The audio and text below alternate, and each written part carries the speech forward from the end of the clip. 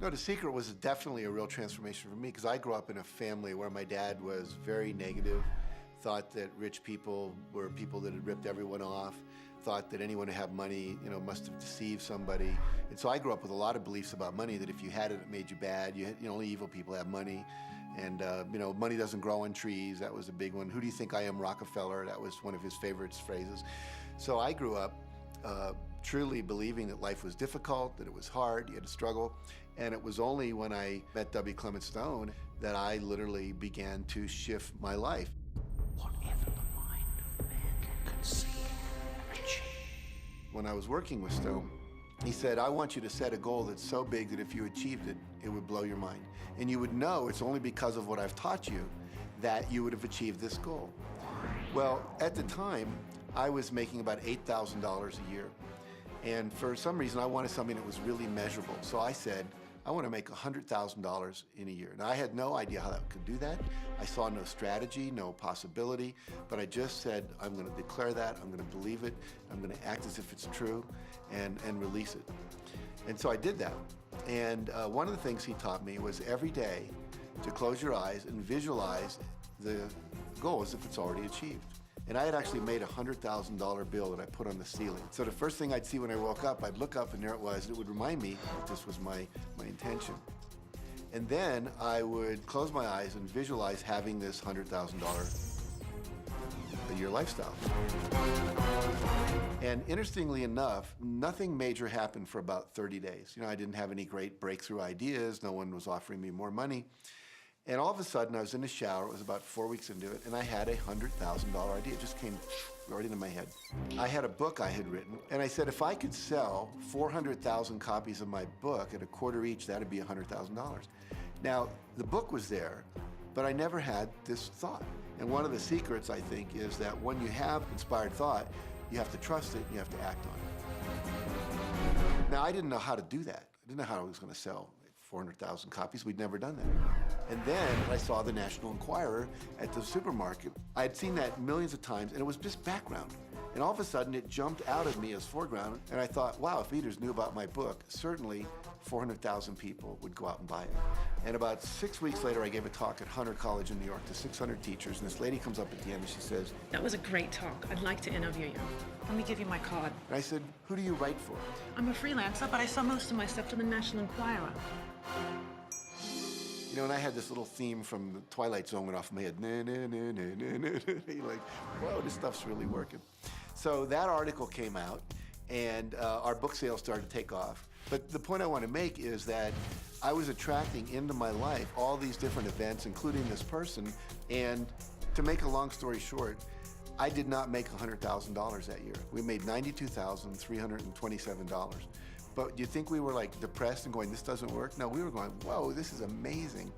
And so my wife said to me, wow, if it works for 100,000, you think it'd work for $1 million? And I said, I don't know, I think so, let's try it. My publisher actually wrote me a check as a royalty check for our first Chicken Soup for the Soul book. And he actually put a smiley face in his signature because it was the first $1 million check he'd ever written. And so I know from my own experience, because I wanted to test it, does this secret really work? And we put it to the test, it absolutely worked. And now I live my life from that every single day. Well, I can just imagine what a lot of people that are watching this are thinking. And that is, how can I attract more money into my life? How can I get more of the green stuff? How can I get more wealth and prosperity? How can I, when I love my job, deal with the credit card debt that I have? And the realization that maybe there's a ceiling on the money that can come in because it's coming to me through my job. How can I bring in more? Intended. This goes back to one of the things we've been talking about throughout the whole secret. Your job is to declare what you would like to have from the catalog of the universe. Well, if cash is one of them, say how much you would like to have. I would like to have $25,000 unexpected income within the next 30 days. Or whatever it happens to be. It should be believable for you. Most people have a goal of getting out of debt. That'll keep you in debt forever.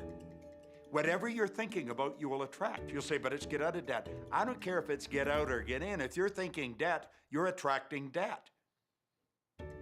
Set up an automatic debt repayment program and then start to focus on prosperity. So many times people say to me, well, I'd like to double my income in the next year. But then you look at their actions and they're not doing the things that are going to make that happen. And they'll turn right around and go, well, I can't afford that. Okay, guess what? Your wish is my command.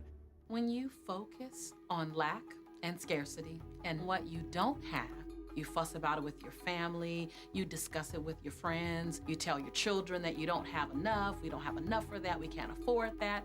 Well, guess what? You'll never be able to afford it because you begin to attract more of what you don't have. If you want abundance, if you want prosperity, then focus on abundance. Focus on prosperity. When I first understood the secret, I was getting bills. Every day I'd get a bunch of bills in the mail. And I thought, how do I turn this around? The law of attraction states that what you focus on, you will get. So I got a bank statement. I whited out the total and I put a new total in there. I put exactly how much I wanted to see in the bank. So I thought, what if I just visualize checks coming in the mail? So I just visualize a bunch of checks coming in the mail. Within just 1 month, things started to change.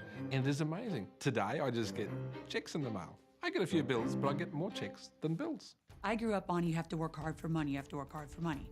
And so I replaced that with money comes easily and frequently. Now, in the beginning, it feels like a lie, right? There was a part of your brain that will say, oh, you liar, it's hard. So you have to know it's this little tennis match that will go on for a while. When it comes to creating wealth, wealth is a mindset. It's all about how you think. I'd say 80% of my coaching that I do one-on-one with folks is about their psychology and the way they think. And I know when people are listening, they say, oh, well, you can do it, I can't. Every person has the capability to change the way they're in a relationship and conversation with money. I find so many people who maybe make a tremendous amount of money, but their relationships stink. That's a technical term, by the way. And that's not wealth. It really isn't. You can go after the money and you might get rich, but it doesn't guarantee you'll be wealthy. I'm not suggesting that money isn't a part of wealth. It absolutely is, but it's only a part. And then I meet a lot of people who are quote unquote spiritual, but they're sick and broke all the time. That's not wealth either. Life is meant to be abundant in all areas. Many people in Western culture are striving for success. They want the home, they want the great business, they want all these outer things. But what we found in our research is that having these outer things does not necessarily guarantee what we really want, which is happiness. So we go for these outer things, thinking they're going to bring us happiness, but it's backwards. You need to go for the inner joy, the inner peace, the inner vision first, and then all of the outer things appear.